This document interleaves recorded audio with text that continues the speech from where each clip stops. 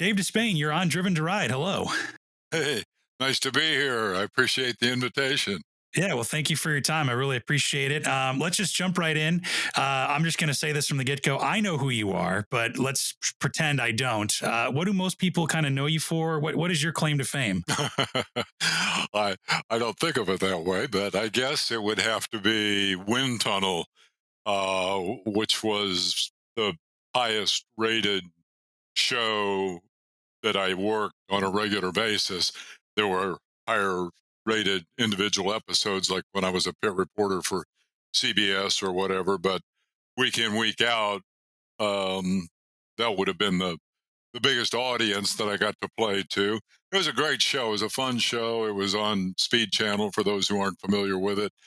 Had an 11-year run, which is pretty remarkable in the racing business. Any of the television applications, and we covered all kinds of motorsports, which has been, I guess, a theme throughout my career. I was thinking about that, knowing that you would probably ask. The first TV show I did on a regular basis was called Motor Week Illustrated, and like Wind Tunnel, we were determined. Part of our mission statement was to cover all kinds of racing, not to just be the NASCAR show or whatever. And that was dear to my heart because I came out of the motorcycle world. And one of my personal goals was to get more motorcycle racing exposure on television. And since I was the host, I got to decide in the end, well, most of the time, I got to decide what went on the air. And so we got our share of motorcycle coverage that way. Yeah, and that's I have to imagine you probably showed hundreds of thousands, if not millions, of people the joys of motorcycle racing through that. Well, we made that a goal, but really more than that, though, our intention was to be pretty broad minded in terms of what we covered. There's a funny story that associates with that, and it gives me a chance to name drop Roger Penske. Go for it. Uh, he was scheduled to be a guest on the show for the following week, and his handler told me that Roger's going to want to talk to you sometime during the week. I said, that's fine. I gave him my cell phone number and immediately assumed the worst, which was that he'd be calling to say this was IRL IndyCar conflict time. And I was concerned that he would not want to talk about that he would be calling to tell me, don't ask me about that.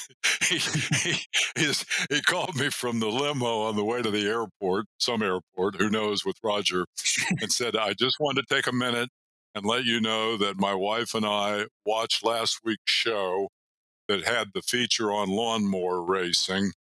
And she said to me when it was over, Roger, how long will it be before you find a way to spend a couple $1 million a year on lawnmower racing? Wow, So we covered it all that's from awesome. That's super NASCAR cool. to lawnmower racing. That's a heck of a breadth of racing. So I think you accomplished your goal on that one. We felt very strongly, and then I think it's an even bigger problem today than it was back then. The the racing community has fragmented in ways that I don't think we anticipated. Maybe with the coming of new technology, digital, internet, all the rest of that. I, for one, sort of thought that was going to bring the communities together Sure. because activities like motorcycle racing, which were outside the mainstream and had largely been ignored by the general public, would now be available to that specific audience that cared about motorcycle racing, wanted to see motorcycle racing. Hmm. The new technology would give them the opportunity to do that, and never mind what the general public thought. Sure. Um, I'm not sure that's worked out that way to the extent that I anticipated. And it certainly took a lot longer than I anticipated. Now there's, live stream of anything. It's, everything imaginable is out there somewhere if you just know how to search it. Yeah. I thought Yeah. that would have happened 20 years ago, but it took it took a good bit longer.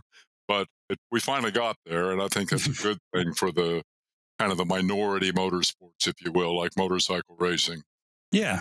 Yeah, because it's funny because even like MotoGP is, so big over in pretty much the rest of the world, but I feel like America doesn't cover it as much, or there isn't as much of Hmm. a spotlight shined on Yeah, it as anywhere else in the world. So, exactly, exactly.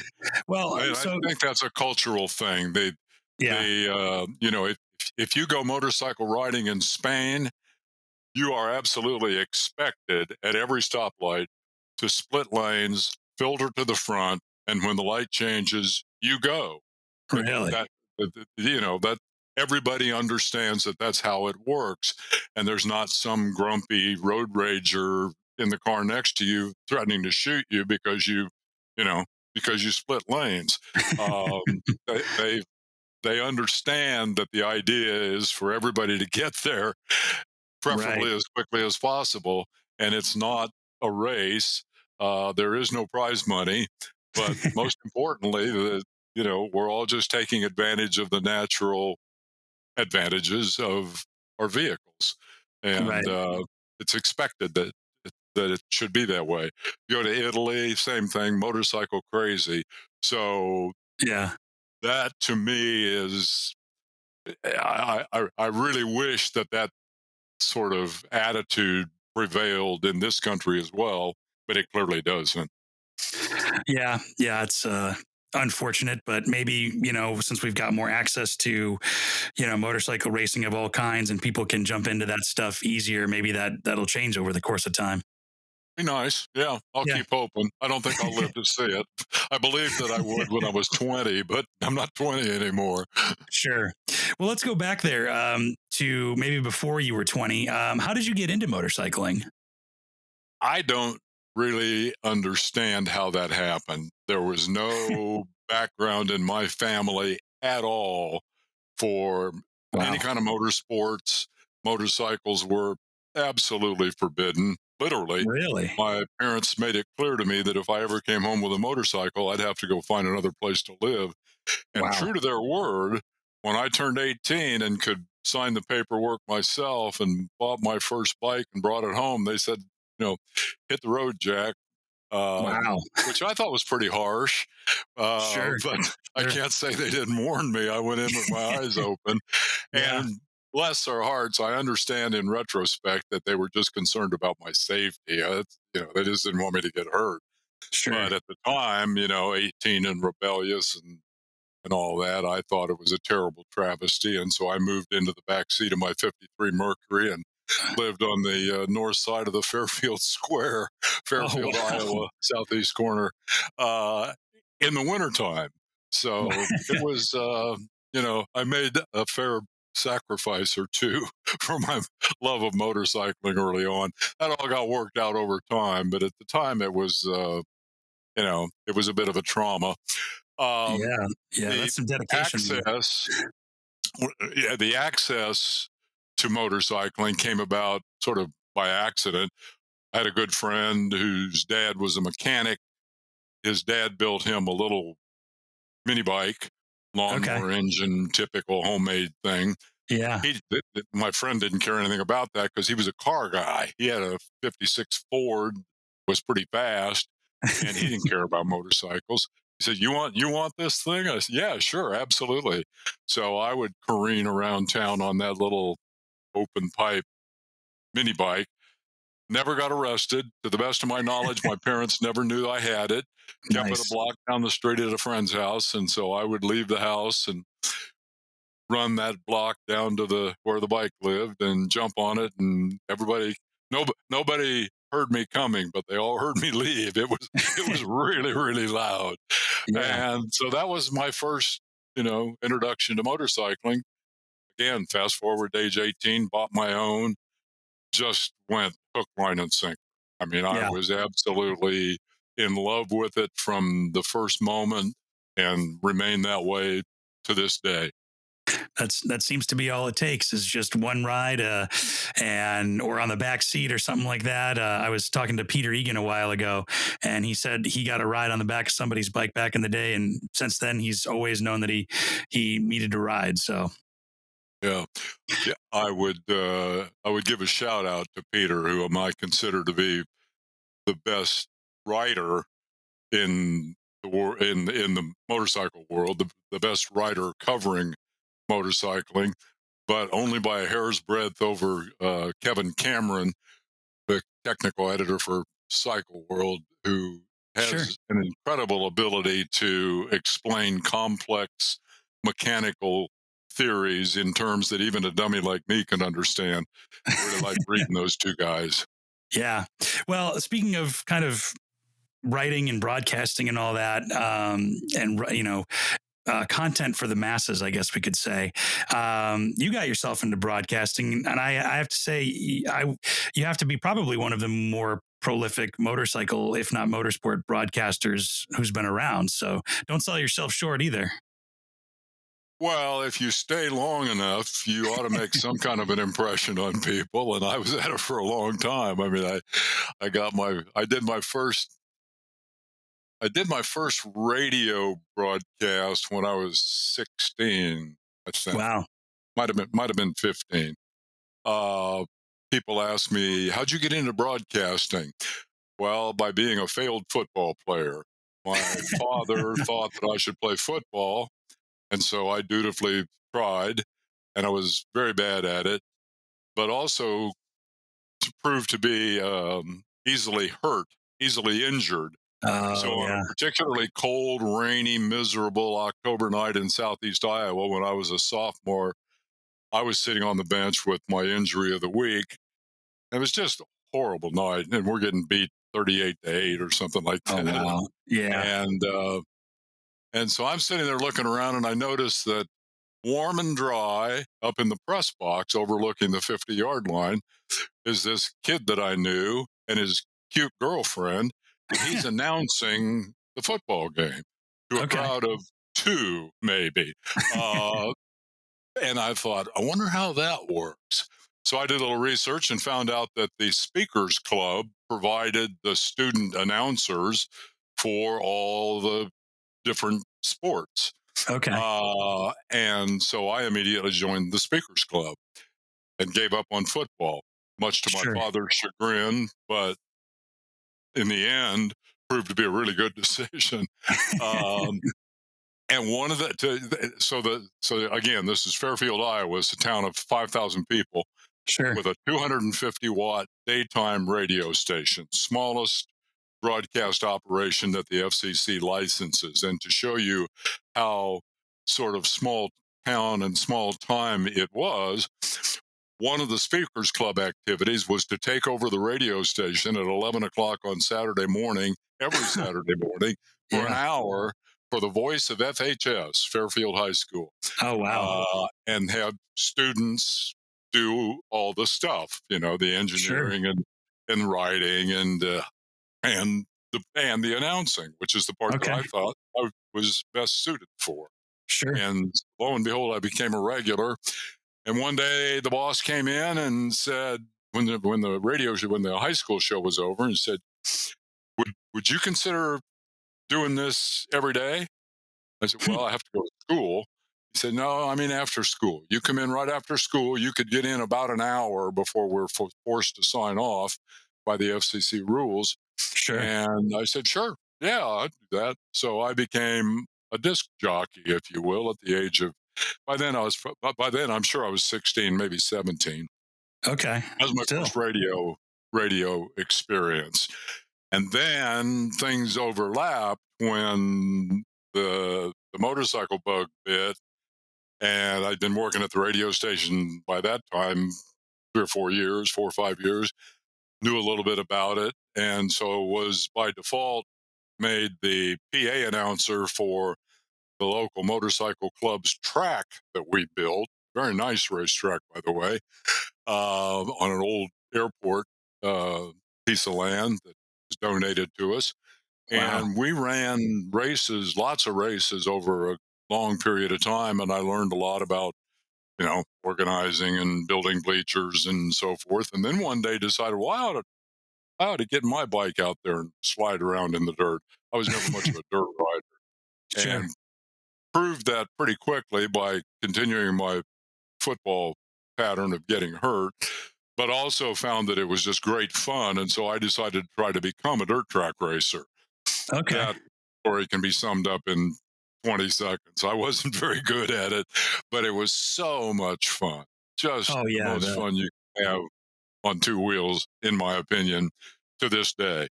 So dirt track racing became my favorite thing. I did it for a while badly. Mostly, I had a friend who was really good. He was destined to be an AMA expert. So I would Okay. basically go run my 4 laps of practice, my 4 lap heat race, and never make it out of the heat, and then help him the rest of the day because he was always in the novice main event. So that was, it was kind of a mixed bag of me having fun and me helping Kenny. And he made it right to the brink of expert, and then decided to get married and quit racing, and that was the end of that. Oh wow.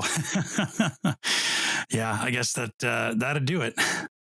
Yeah, well, a lot of people have that story, and a remarkable number who then come back to motorcycling later in life. They get a little taste of it when they're young. They fall in love with it, then they fall in love with somebody that they're going to marry and have kids with. Well, I don't know if we want to have that motorcycle around with those kids. Yeah, So yeah. the bike goes away, and then 30 years later, the kids are gone, and it's empty nest time, and they become motorcyclists again, which is a great thing. That is a great thing. Yeah, I've seen the tail end of that story with some of my friends' parents, and I've seen the beginning of that story now with some of my friends who have kids, and their priorities are shifting. So you're 100% right, and I think history repeats itself. So Yeah, and I get that. I mean, as much as I would like to think that motorcycling is less dangerous than it is, I'm sort of living proof that it's fairly dangerous, especially if you're kind of a klutz and tend to fall down a lot. well, but it's But it's fun, and the fun outweighs the danger. I think, at least in my opinion. bingo, bingo. And as any racer will tell you, they never feel more alive than when they're competing.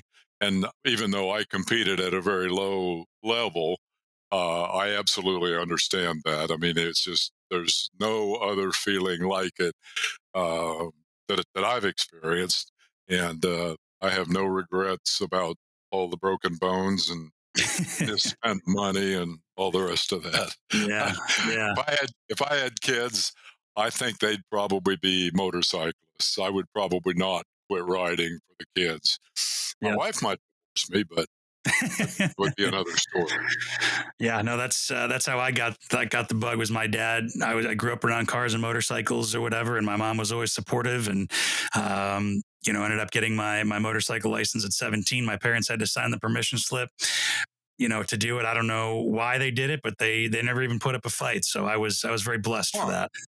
Well, you are indeed, and I'm glad you're appreciative of it because that's a bit of a rare set of circumstances, and Yeah, it's a wonderful thing because it is a great family activity when you get down to it. I mean, you yeah, that always sounds like kind of a rationale, if you will, for something you want to do anyway. But truth is, it's great fun. It's great family fun.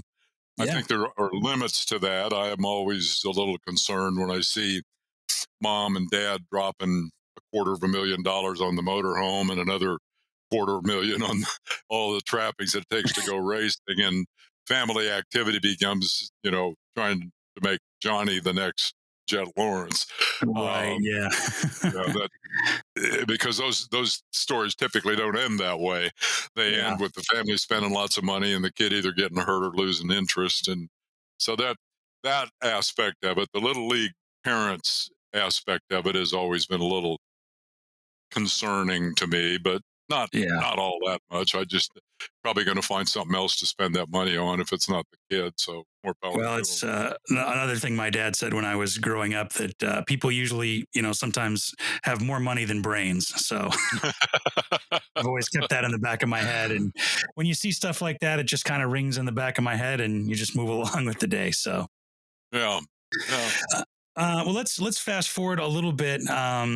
Because you started your broadcasting career there in Iowa, and how did you get into then broadcasting specifically motorcycling and motorsport and racing on TV? It's a long story, and the short version of it. Put your finger on the bleep button.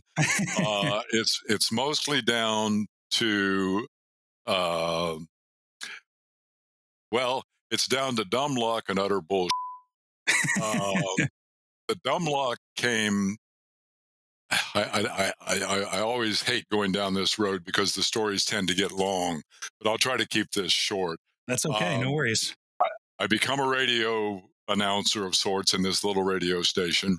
Yeah. Realized that I'm never going to make a living as a racer when I added up my earnings for my last year, and they were $35. You're not going to be a professional motorcycle racer. You need to get a job. Right. And I thought, how about a radio show about motorcycles? I could do that. I know a lot about motorcycles, motorcycle racing, and I know a little Sure. bit about radio. Well, I couldn't make that fly. But in the course of that, I managed to land a job with the sanctioning body, the American Motorcycle Association. Okay. So now I'm writing press releases about motorcycle racing during the week and going off to announce national championship motorcycle races, a big step up from the Fairfield Motorcycle Club, Yeah. on weekends. And this was a perfect life for me. And so in 1975, we go to Daytona for the Daytona 200 in March, Okay. and ABC Wide World of Sports showed up at the absolute last minute, made a deal with the France family for the rights to the race, Okay. and let it be known that they needed an expert analyst. They didn't have such a thing at ABC Wide World of Sports because they didn't Wow. cover that much motorcycle racing, Okay. and they would use one of their car guys if they did. My boss looked the producer straight in the eye and said, "You should use our guy Dave here. He's got a lot of electronic media experience," which is true. I had worked many, many hours at a 250-watt daytime radio station in southeast Iowa. What Yeah. more qualifications could you need than that? Yeah. And the You're the most producer, experienced guy in the room. yeah, the producer who clearly didn't care and just wanted to get this over with and get out of Daytona, Uh, said to me, "Go down on pit road with that cameraman and look in the camera, and in 45 seconds explain to someone who knows nothing about motorcycles why they should watch this race." wow. I thought, well, I can do that.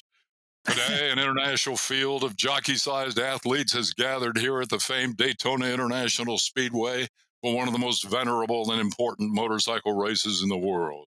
The Daytona 200, born here way back in 1937 on the old beach course. Today, these 80 motorized daredevils will careen around the Daytona high banks faster than Richard Petty, inches from the concrete wall, protected only by their space age crash helmets and a thin layer of cowhide. This, ladies and gentlemen, is a race you do not want to miss. 43 and Wow. a half seconds. He looked at me and Really? said, You're hired." Wow. So my first television show was at that time the most important sports television show in the world. Yeah. Wide 80 world of Wide sports. World of That's Sport. so. Yeah. Were you nerd? I mean, did you have Thrill of nerves? victory, agony of defeat. Did I didn't. I guess I should have been more overwhelmed than I was. Um, but I quickly figured out that these guys were working a formula. You could substitute dune buggies or jet planes for the motorcycles, and their approach would be basically the same. okay. They were very professional. Keith Jackson didn't know very much about motorcycle racing, but there I was, right next to Keith, when Yeah. our yellow Century 21 looking blazers that they wore back in that period, Yeah. and me with my bushy hippie haircut and beard. But it was, it was good, and I wasn't all that intimidated about it. Again, I'd been broadcasting at a much different level, of course, but still, it's all the same Sure. for many years. So I kind of knew how to do it. was just getting the opportunity, and that's where the utter bullshit from my boss came in. And that was my first television show. And then the dumb luck continues because being in Daytona for the motorcycle race, I meet all the Motor Racing Network people who primarily Okay. covered NASCAR, but back then also did the motorcycle race. And so I became an MRN guy. And a lot of weekends I would go announce a Saturday night motorcycle race and then careen to the nearest NASCAR race and be a corner announcer for Motor Racing Network. Oh wow. And the host of those broadcasts was one Ken Squire, a name familiar to stock car fans for sure because of the 1979 Daytona 500, first live flag to flag telecast of a NASCAR race. And he was the anchor, Uh-huh. also less well known. He was the guy who sold CBS on the idea of doing that race. Oh wow. And he's also the author of one of the, or not the author, but the conveyor of one of the what am I trying to say? Punchlines of all time. They have a big wreck on the last lap. Cale Yarborough and Donnie Allison tangle and crash and tear each other's cars up, and both jump out of the car and their cars and start to fight. Oh geez. And Bobby Allison sees all this happening, jams on the brakes, slides to a stop, jumps into the middle of it, and says, "I No way. stopped in there to make sure Donnie was okay." And the next thing I know, old Cale goes to beating on my fist with his nose. Man, and that's during a race. It was actually the last lap of the Daytona 500, going into turn three, two-car battle for the win. They crashed into each other and both went spinning into the infield, and then so Bobby Allison stopped to help his brother, Yeah. uh, and it went from there. But the key to the whole thing was Squire's position in the sport. He came to me after I did the Wide World of Sports thing and said, "I saw that show. You did a really good job. Would you be interested in doing more of that kind of thing?" Oh cool. Sure. Why not? I had a job that I loved with the AMA. Why not Yeah. add some television? Besides, it paid well. So the following year, we did like a half dozen races. We did the LA Coliseum Supercross and the Laguna Seca Road Race, and we did a mile dirt track or two, I think, and Wow. Laguna Seca. I don't remember. We did a half dozen shows, and it was at that point that I started to think, this might be something I'd want to do down the road. But I still had my AMA job, loved my AMA job, so I wasn't actively looking for a reason to leave. But Sure. it was really nice part time work on the side. Yeah. I mean, it had to have been fun, especially, back in the day. TV was, I think, kind of a bigger deal than it is now. And, like you mentioned, there wasn't as much access to racing or whatever. So yeah, I imagine that a lot of people associated you with motorcycle racing right from the get go. That was my goal. As I said, I think I said earlier that one of the big attractions for me was to try to get motorcycle racing in more exposure and get it in front of more eyeballs, and we were successful in doing that. And then if you fast forward from the Daytona race, the Daytona stock car race, to 1982, I guess it was, Squire Hmm. came to me and said, "I have a scheme for a weekly motorsports highlight show." And I came up with this with the idea that it would be my show, mine, Ken Squire's show. Okay. But now I've got a contract with CBS, so I can't do a show on another network. We're going to take this to Turner Broadcasting, and we'd like you to be the host. Okay. Oh, wow. Okay. Sure. Why Once not? again, dumb luck. Yeah. Right place, right time. So that was the start of my full time television career. Okay. 1982, Motor Week Illustrated. Turner Broadcasting, WTBS, Superstation WTBS. Yeah. Um, so there was here's a guy who's a kind of a pioneer in the television world, embracing racing as legitimate fare, even though he created quite a stir at the press opening or press hospitality event that we had. Darrell Waltrip was the reigning champion for NASCAR, Uh-huh. and so he's the guest of honor, and Ted Turner is the host. And Ted gets up and says, "I don't really like motor racing very much. I like boat racing." And Oh, geez. or so the America's Cup, you know. So Yeah, yeah, Waltrip looked at him like he had three heads, and I think Darrell was expecting to, Ted Turner was going to shine his shoes or something, and yeah. Ted was just stopping in on his way out the door to go count his money and his Yeah. acres in Montana. But anyway, the show flew. The pilots sold. We had a Cool. 13-week run. So I loaded all my stuff in my old race van and drove to Atlanta and became a television announcer for a living. There you go. That's pretty cool. And then from there, you did Wind Tunnel. Wind Tunnel came a good bit later. I can't Okay. remember. I can't remember the year Wind Tunnel started. I should have looked that up before we did. We had an 11-year run, and it ended 4 years ago. So you can probably do the math. But yeah, Okay. that was a good bit later. There was a lot of corporate intrigue along the way that's not worth getting into. It's kind of inside baseball stuff. Sure, sure.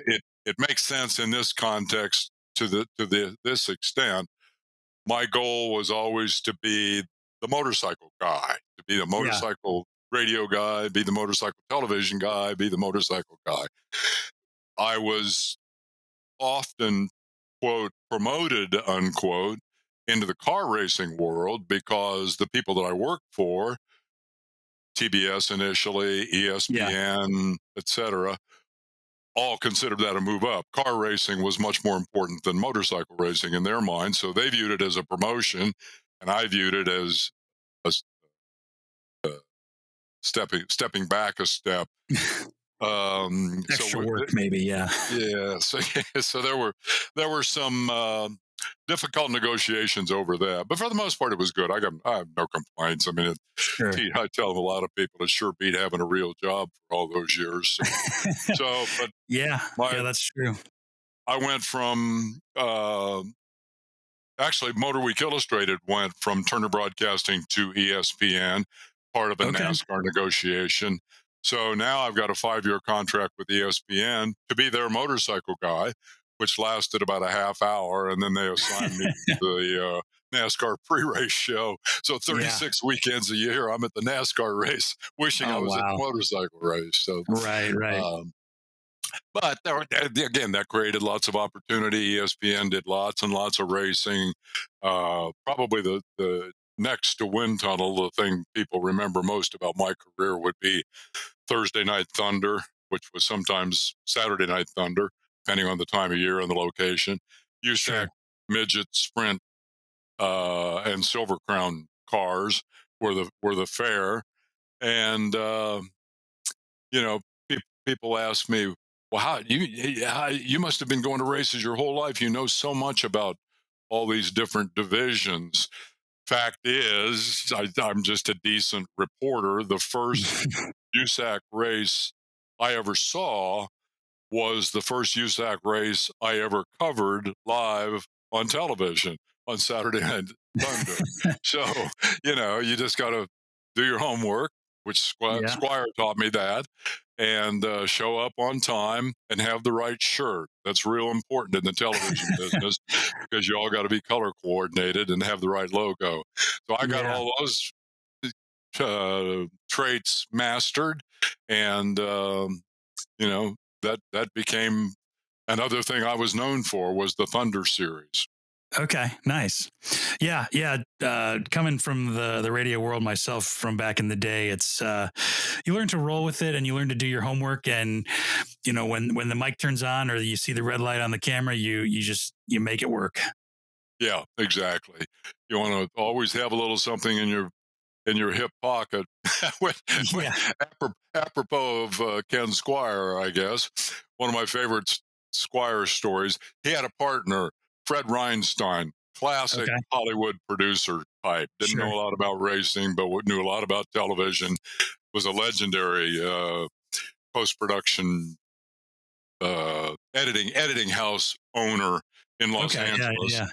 Uh, pretty big deal in the TV world. And he and Squire were partners. And so Richmond, probably the last race before they tore it up and rebuilt it. Hmm. Uh, I had that was going to be my live NASCAR debut, and I had written what I thought was the most cogent and compelling 45-second treatise on NASCAR short track racing that the world had ever heard. And I Naturally. couldn't Yeah. wait to deliver it. Yeah. So we have our pre race production meeting, and Fred says, I want to go around and everybody tell me what you're going to say so that we aren't repeating each other, aren't, so we're all doing the same show, was his favorite Right. Right. expression. So they get to Ken, and Ken says, I'm still working on mine, Fred, but it'll be okay. It'll be good. And of course, he owns the show, so nobody's going to argue with him. Okay, Dave, Right. how about you? You're behind Squire in the rundown. Let's hear what you've got. And so I rolled out my 45 seconds and beamed as they all applauded Right. wildly because they too appreciated how great it truly was. And Squire never said a word. Hmm. And so we go live and they open the show and they go to Ken, and Ken does my 45 seconds Oh almost no. word for word. Wow. He absolutely ripped it off Oh geez. perfect and left me, after a week of rehearsing that, with about 10 seconds to come up with something to replace that Oh my 45 God. seconds. And then when we were all done and we gathered back in the compound after it was over, he came up and kind of nudged me in the ribs, said, "You learn anything today?" I said, "Oh yeah, I did. I did indeed." Lay your you, cards tight in broadcasting, man. don't you be counting on me to write your shit going forward, because this is never going to happen again. Yeah, seriously. Yeah, answer to every question is how's your 45 seconds going? Still working on it. Yeah, exactly, You'll hear exactly. it. But they were Well, great to work for. I mean, yeah. Ken Squire and Fred Reinstein. Without them, I would never have had a television career. I Hmm. barely had one with them at times, but they were just terrific mentors and great people. And it's I Yeah. was very lucky to have them in my life. Well, and over the course of the years, you did get to share your love of motorcycles and evidently long distance motorcycles. Tell me a little bit about where Dave's Arctic Adventure came from. Another long story that I'll make short. When it would have been in the early 70s, I broke my left ankle really badly trying to be a motocrosser. Okay. And it took a bunch of surgery. And when it was all done after a year and a half, the orthopedic surgeon said, I know you're a motorcycle guy. I know you're going to want to get back on your bike. I'm not going to give you the speech that says you shouldn't do that. But I will tell you this: if you break that ankle again, there are no repairs available. We're going to have to amputate your foot. Oh my God. Ooh, that's pretty serious.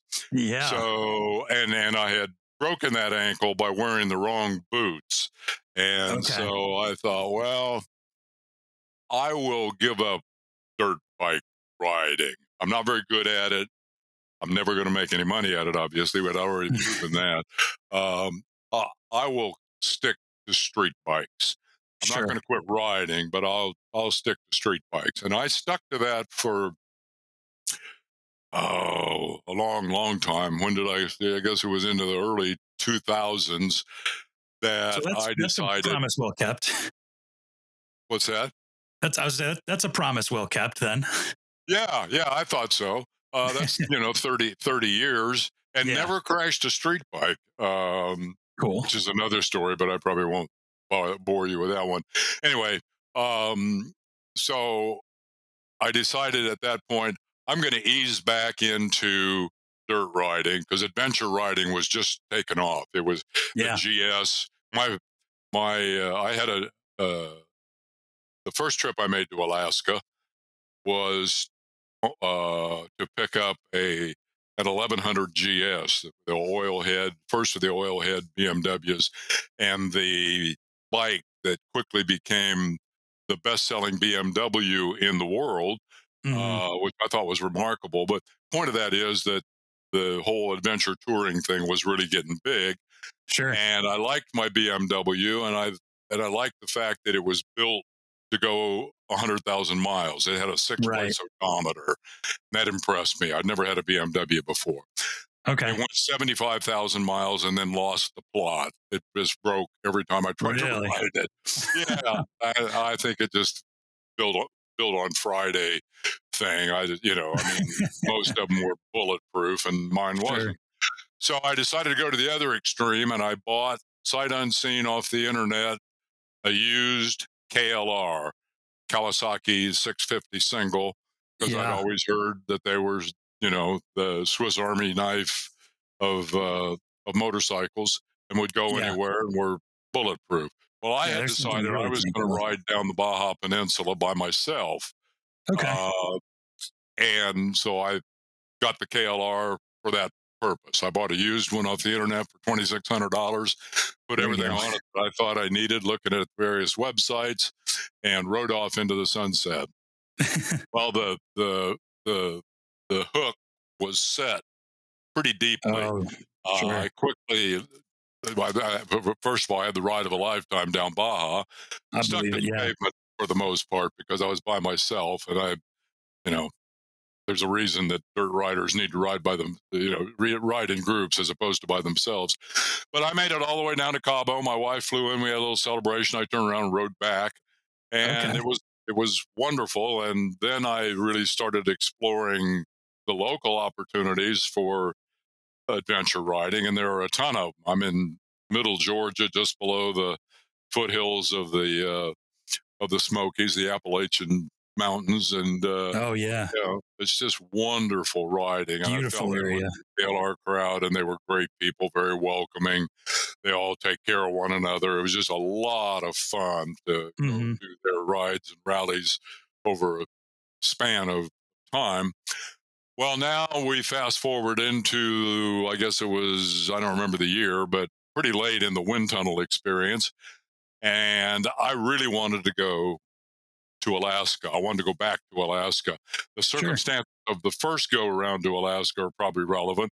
My wife had was a career change veterinarian, and when she graduated, we went to Alaska on the cruise to celebrate her graduation. Okay. And unbeknownst to her, I had arranged to borrow a BMW in Anchorage and ride it back to the States. And then we would fly home. It was all going to be a big surprise for her. Nice. On the first night, she got food poisoning. Oh, no. And so there's a whole long story associated with that. But Sure. I ended up leaving the BMW in Alaska, flying home with her, flying back to Alaska to get the motorcycle, riding it partway back, running out of time, leaving it again, flying back home, working, flying back. It took three legs to get it home. Wow. But so now, but the Alaska bug had bitten in a very big way, and so I Okay. wanted to go back. And now I'm doing a weekend, 38 weeks a year television show. So it's unlikely that I'm going to be able to just take off and go to Alaska. I Right. Yeah. proposed to the boss's boss that I would send back video postcards uh, if they would let me have 5 weekends in a row off. They kind Okay. of grumbled and complained, and then decided, yeah, okay, we'll do that. And it became great fun doing it because it was all very amateurish. It was, Sure. I'm not a technical person, so the idea of shooting video with my phone and editing it on my laptop and all of that, it was all new and different. And but it was a great trip. I went with two couples. My wife was not at that point able to go; she was working. Okay. So these two couples that been friends all our lives, went. There were 5 of us on 4 motorcycles. Cool. They made up a funny little graphic for the TV show. So every Sunday night for 5 weeks, we tune in for the latest in Dave's Arctic Adventure. Yeah. And the idea was that we would go to Prudhoe Bay. We would go up the what do you call it, highway, the Dalton Highway, and Oh, sure. dip our toes in the Arctic Ocean. That was pretty ambitious for 3 old guys. And we had a plan for how where our wives were going to stay and all that, so that they would so it'd be fun for them too, Sure. their wives. My wife, as I said, couldn't go. So anyway, um, we take off and have this terrific trip, and the ratings actually got better than when I was there. That was a little bit disturbing, but because I thought, well, what's the worst thing that could happen? They want me to go do this all the time. Uh, Yeah, exactly. so I rode from home, well, from Charlotte, where I had done the show on Sunday night. Monday morning, took off from Charlotte, headed for Memphis, I guess, Okay. 600 miles. And it was Wow. 102 degrees Oh my God. and just miserable, just horrible. Yeah, And I I bet. thought, it's going to be like this for a while, so I need to roll in some miles while I'm fresh. And I did that. Got to Memphis about dark, went down to Beale Street, got some ribs, listened to some blues singers, and Nice. then worked my way up to, I can't remember where we rendezvoused. It's not good getting old. Anyway, Oregon or Washington, somewhere up in there, Okay. and took the Alaska Highway up to Tok. And Tok, Tok, is kind of a decision point. If you go right, you go up to the Dalton High, you go to Fairbanks and then on to the Dalton and up to Prudhoe Bay. If you go left, you go to Anchorage and southeast Alaska. And we Okay. were paying attention to a British tour group that were making the Prudhoe Bay run, and they had had quite a number of adventures, and they were about 200 miles ahead of us, and they were in all kinds of rain. And the more we talked about it, the more we thought, this is kind of a fool's errand. We ought not be doing this. Yeah. And the next morning, one of the riders in that group died in a crash, Oh and my that God. that was the end of it. That was when we decided we're not going up there. Yeah. Uh, Good call. and a truck driver, about the time we made that decision, the truck driver pulled in next to us. Said, where are you guys headed?" "Yeah, we're going to Prudhoe Bay." "Why?" And we said, "Well, kind of a it's kind of a, you know, bucket It's a list thing. thing for Yeah. motorcycle people to go up the Dalton Highway and stick a toe in the ocean." And he said, "Have you ever been to Anchorage? Been to the Southeast Peninsula?" I said, "Well, I have. They haven't." And he said, "Well, forget about you." He looked at them and says, "If you go to Prudhoe Bay, just so you can say you did it, and don't go to Southeast Alaska, you will have made a huge mistake." And Wow. then combined that with the information about the fatality and decided, okay, yeah, it's probably right. We'll skip that. We'll go to Anchorage. So we Head did that. south. Yeah. So anyway, it was Athens, Georgia, to Charlotte, to Memphis, to wherever it was that we rendezvoused, and then all the way up the highway, the Wow. Alaska Highway. And then as we were getting ready to come home, my friend Chris says, "I rode my KLR all the way from Detroit because we were going to go ride in the dirt, and now we haven't been in the dirt, and I'm unhappy." And I said, "Well, if we get up really early in the morning and really haul ass, we can get to the Arctic Circle midday. Go up Okay. through Fairbanks and take the Dalton Highway, but we just don't. We'll stop 250 miles short of the bucket list destination." He said, "You're on." So we did Okay. that. Got to the Arctic Circle, took each other's pictures, jumped back on, and rode back the other way, and then called it good and headed for home. There you So go. I promised to make that shorter, but the story lasted almost as long as the trip itself. No, But I yeah, it was a wonderful trip. It really was. So how many miles was that total at the end of the day? I don't remember. I ended up, the plan all along had been that I would ship my bike home because I had to go back to work. I couldn't Right. talk about it any more than that. And 5 weeks was pretty extensive vacation, That's a but long it time. was, yeah, it was a lot of miles, but unfortunately, I don't remember. I Six or got you. seven Well, thousand, I suppose. I mean, that's nothing to sneeze at. That's more than some people ride in a season, and you did it in Oh, five yeah. weeks. So, Yeah. Yeah. um, I've I mean, always what? been like that. Yeah. I like riding by myself because I like to go Okay. my own pace, stop when I want Sure. to, go when I want to, and I don't like stopping. I like, once I get the bit in my teeth, I just like to go, and Yeah. that the first, well, the majority of that trip was me by myself, so I got my Right. opportunity to get my fill of that. Yeah. So what have you learned or what did you learn like in terms of and especially in that trip like maintaining and getting those high mileage days and not just being completely shredded by the end of the day? Or were you? I was pretty shredded at the end of the 102, 103 degree days. It's just, Yeah. I don't think people fully appreciate how dangerous it can be to ride a motorcycle in those kind of conditions because you're, you know, setting yourself up for heat related problems that are Yeah. probably going to sneak up on you. Uh, I never had, I have never had heat exhaustion that I know of. Been close to it a couple of times, and one of the little elements we did in the Arctic Adventure scrapbook was taking what am I trying to say, arrow stitch jacket, which has huge pockets inside and out. Open Mhm. those long zipper pockets and pour a bunch of ice in there, and Smart. then for the next 100 miles, that ice will melt and just be just as cool as can be. And then you can, it's almost like a switch. You can, when the last of the ice is gone, it immediately starts to turn into hot water, and it's time to Oh, find another geez. ice machine.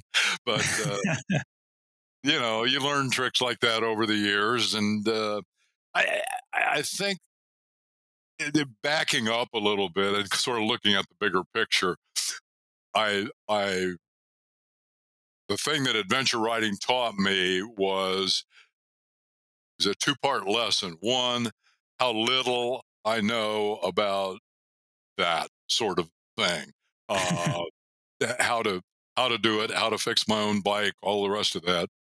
And the other side is how good I am at that sort of thing if you put Oh, it okay. on the greater scale. I mean, if you're by yourself and it breaks, you got to fix it.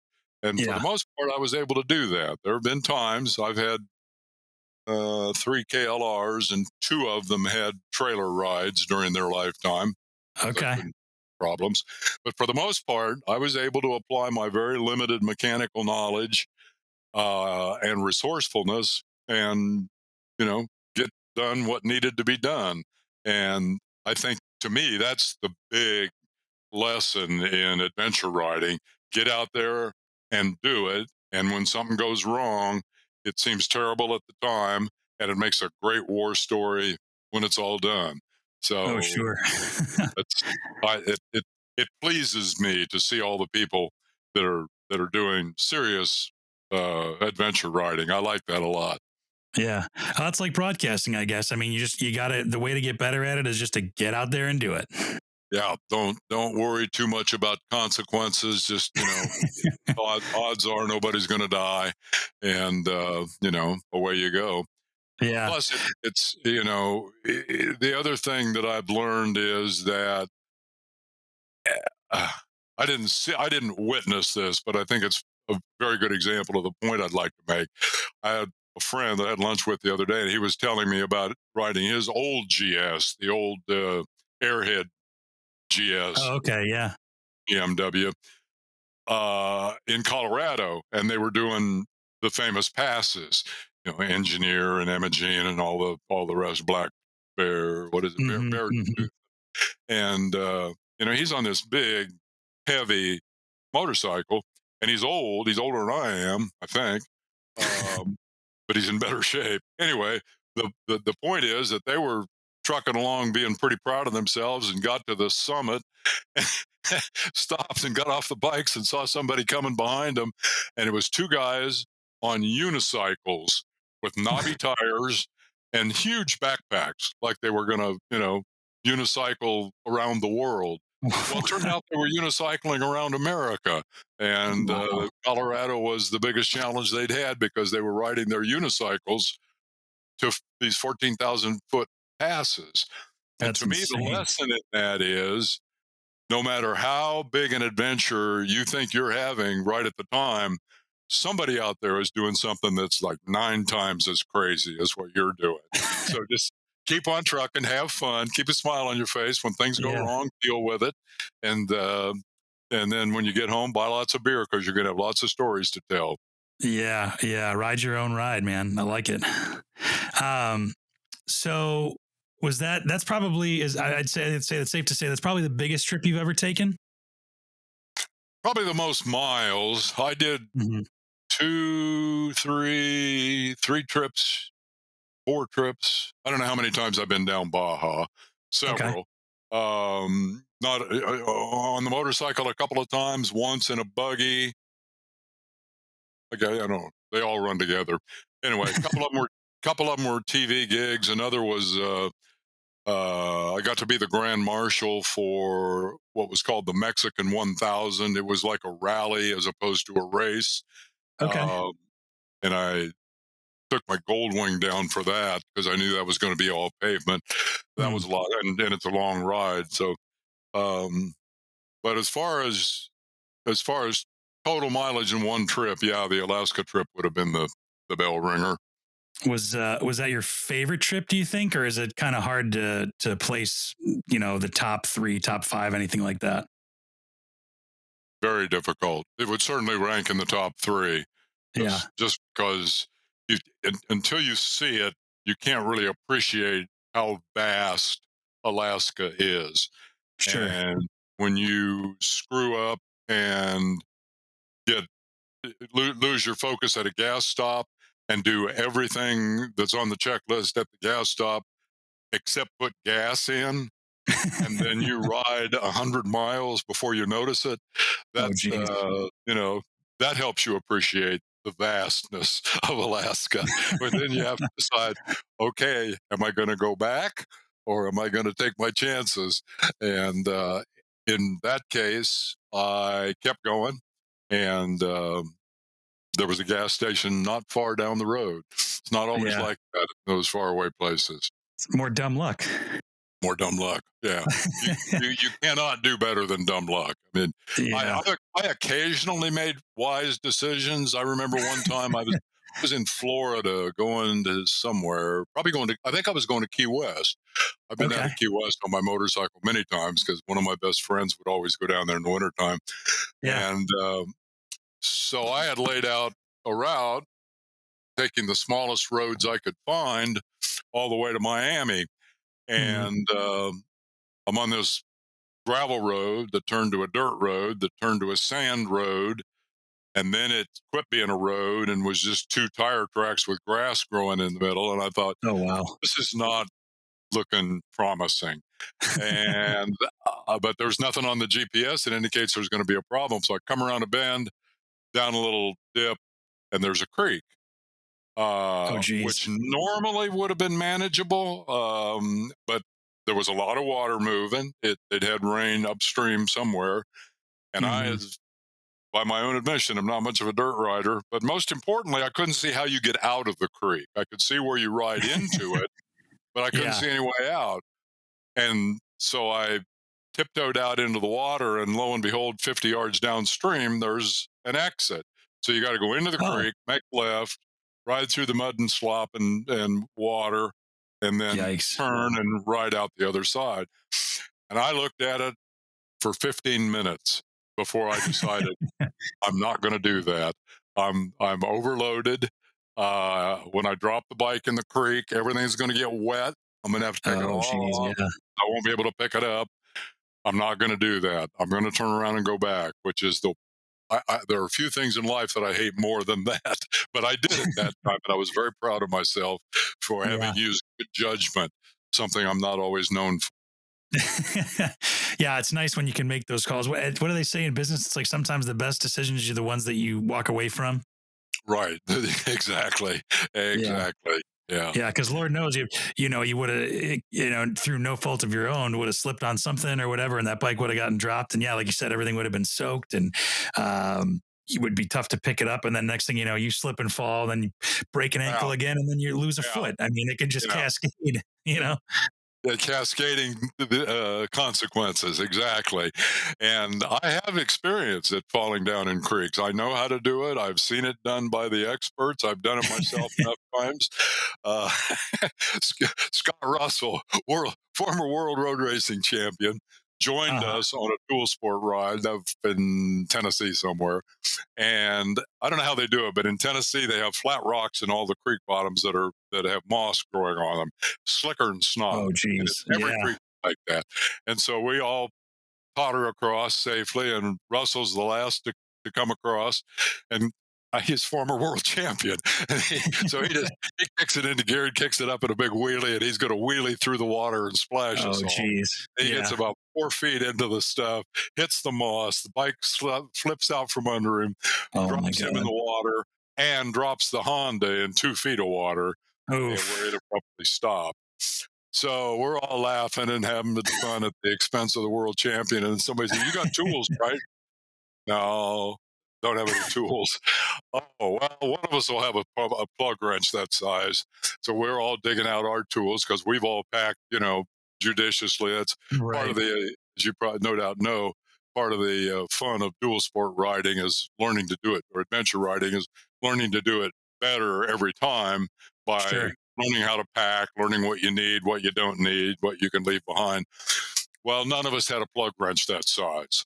So we can't start the Honda.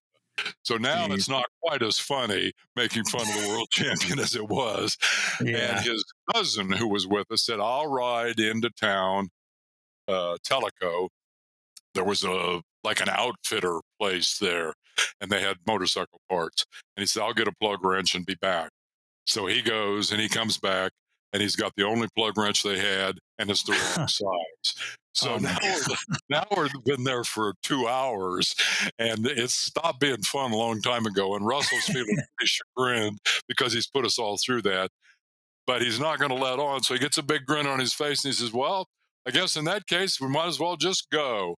He walked over and kicked the Honda, and it started on the first kick. It had Oh my God. all the water had run down into the crankcase, and Yeah. Oh, and geez. it was dried out enough to run. And his, I looked at his cousin. I think was it Scott? Might have been Chris's bike. Anyway, it doesn't matter. I said, "Do we need to turn it upside down and drain the water out of it?" He said, "No, we're gonna just go. If it needs We're a new just gonna lower go. end, I'll just trade it in." Scott was a little more reserved after that, but that's my Yeah. favorite Scott Russell story. Oh man. Well, that kind of bringing it back to kind of broadcasting in your day job a little bit. You've been a motorcycle racer. You've done radio, TV. You've worked in PR at the American Motorcycling Association. You've done a couple 3 PA announcements. What was your favorite corner of the motorcycling world to be in? Oh wow. Um, but sitting on the seat, going somewhere a long way off. Um, you know, oftentimes in the middle of the night. I guess the, nothing associated with motorcycling is more fun than the riding part of it, the socializing and the camaraderie and the storytelling after the fact and the near misses and the injuries and all the other things that go with it Yeah. are great, but nothing beats the act of riding your motorcycle. That's number one. If I broaden the scope to incorporate the other aspects of motorcycling that I've been fortunate enough to get involved in, um, winning a race, that was big. I only won Yeah. one, so it was easy to remember. Uh, but I think having gotten this far into it, I realized that probably the answer to your question is doing PA announcing at dirt track nationals, what's now called the American Flat Track Series. Back then, it was called the Grand National Championship. And Okay. I did, I don't know how many dozen, maybe hundreds of races as the PA announcer. Yeah. And there are a lot of things I like about that. A few things I don't like, but a lot of things I like about that, and I kept going back for more. So I suppose that would probably be my favorite niche. Uh, Yeah. we followed closely by any of the good motorcycle TV shows that we ever pulled off, and there were several of those too. That Yeah. was those were, you know, anytime you walk away from a TV show and feel like it was worth watching, that's kind of a nice feeling. Yeah. Yeah. Well, cool. I think that's a perfect note to end on. Unless there's anything else that maybe I missed that you wanted to talk about, either about adventure riding or your broadcasting career or anything like that. I should give a shout out to Chris Economaki. He's a car guy, doesn't know or care, didn't know or care very much about motorcycle racing, but taught me a lot. Uh huh. Uh, One of Chris's pet peeves is pit reporters or victory circle announcers Oh, who look okay. into the camera and deliver a minute and a half treatise on everything they know about this driver. And then, without asking a question, just stick the microphone in his or her face and expect him or her to respond with a pithy soundbite. Right. And I did that my very first NASCAR race. I was so proud of all the things I knew about Joe Ruttman and his family and the whole California NASCAR scene and blah blah blah blah Sure. blah blah blah. And I get all to finally let Joe talk, and we get back to the TV compound, and Economaki walks up beside me and tugs on my sleeve and gives me a look. And so I follow him, and we walk away from the out of earshot from the crowd. And he says, "Next time, just ask the guy a good question." And I've never forgotten that advice. That yeah, I'm often I've gotten a lot of accolades, if you will, over time for my interviewing skills, but it all goes back to Economaki. It's all about asking good questions. It's not about trying to show off how much you know. So, thanks to the late Chris, along with Ken Squire and Fred Reinstein and everybody else who helped me avoid having a real job for all these years. Yeah. Yeah, and I think that's just good life advice too. Is just ask good questions and maybe add on listen more than you speak. Bingo. Yeah.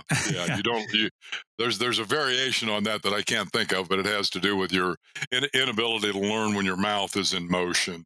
And, you know, when you get paid to talk, it's hard to keep that in mind, Sure. but it's also important to keep it in mind because again, if you do it correctly, the star of the show will be the guy who just won the race as it should be, and not the guy holding the microphone.